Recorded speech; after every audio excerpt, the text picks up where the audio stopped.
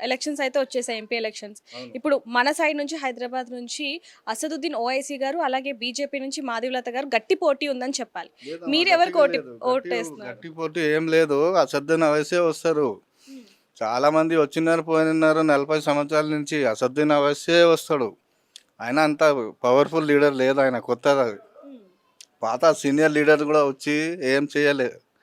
Old సిటీలో హైదరాబాద్ సీట్లకు అసదుద్దీన్ అవైసే వస్తాడు. ఇప్పుడు మామూలుగా 2 రోజుల నుంచి హల్చల్ అవుతున్న వార్త ఏంటంటే అండి, అసదుద్దీన్ ఓవైసీ గారు గుళ్ళకి వెళ్లారు. గుడికి వెళ్లి అర్చకులతో మాట్లాడారు హనుమాన్ టెంపుల్‌కి అని చెప్పి ఒక వార్త వైరల్ అవుతుంది. దాని గురించి మీరేమంటారు? పోతారా మా లీడర్స్ వాళ్ళు అందరు పోతారు, వాళ్ళకు అందరు లైక్ చేస్తారు కదా. హ్మ్. అసదుద్దీన్ అవైసీ గుడికి ఎందుకు పోతారు. వాళ్ళకు కూడా హిందూ కూడా చాలా లైక్ చేస్తాడు. వాళ్ళ పార్టీలో కూడా చాలా మంది ఉన్నారు, కౌన్సిలర్ కూడా ఉన్నారు. అది పురాణాపూల్ కౌన్సిలర్ హిందూనే ఉన్నాడు కదా ఆయన. అందరు లైక్ చేస్తారు ఆయనకు, ఎందుకు చేయరు.